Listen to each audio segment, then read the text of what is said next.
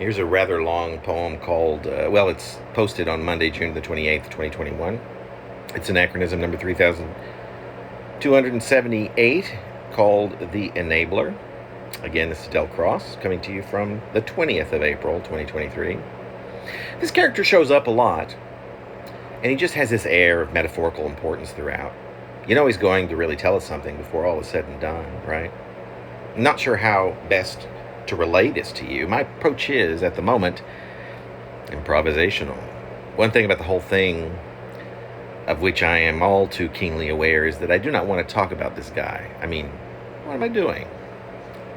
There's this artist type who lives on what I suppose you might call a sort of in-between area, where self cohabits with selfless, greed overlaps with charity, materialism and idealism, or any of the number of things one might assert that the opposite of materialism might be, and so on. For example, a person who considers himself a poet above all else might earn a living working at an accounting firm, or at a bank, or be a Brinks security guard in charge of an ATM machine, or work at an investment company. Let's not continue to overstate the obvious, because what I might be getting at, and this is just among many other things that I may or may not be getting at here, if one were to spend a lifetime getting at things, what might one be able to say, and with any amount of satisfaction, that doesn't border on delusion at the end of his lifetime, should it have any heft or girth at all, that he is actually and finally God? I mean, of all of the whatevers of which he was trying to get, what can he say that he accomplished? Can he say with confidence that he was, that he has left the world a better place than it was when he arrived?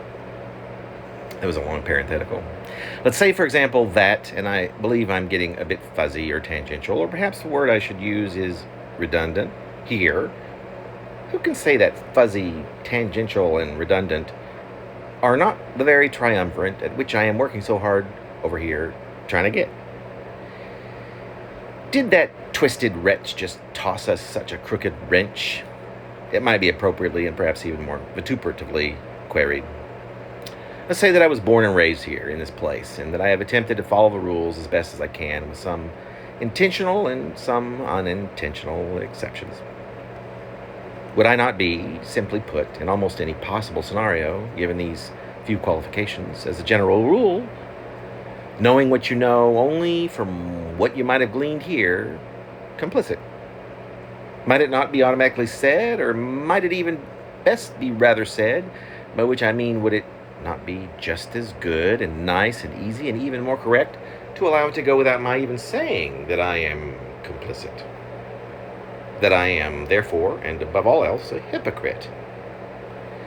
As you can see, how exhausting it might be is to dwell on this particular character, even if only within the confines of, and again, just to clarify, this specific and ridiculously long and rambling semi-narrative that I claim is also intensely biographical. And do I thusly have little or no need to even use the word autobiography in its entirety? While also making absolutely certain, repeatedly, continually, and at this effort almost unsparingly, that this is fiction. Like a mantra, as if sung by the most obvious of fowl, whose songs or pecking or chirps permeate the environment, and yet despite the most Herculean sleuthery are next to impossible to lay a naked set of eyes upon. Do you not hear our dear narrator pecking away at his "I am here, but I am damned sure not here, can you dig?" There's no real way for a hippo to tiptoe away in a pretty or graceful or hushed fashion, is there? I do most earnestly hope that you can nevertheless begin to empathize with me and my dilemma, and that you might, moreover, even find it in your heart to forgive the fact that what I am throwing up here, and both literally and, literally, is such a clunker that one might wonder how it made it out of the factory door, which, to be honest, in this case, is not a very proverbial one, given that this was more or less tossed out from the only window that can, and only with a tremendous amount of exertion,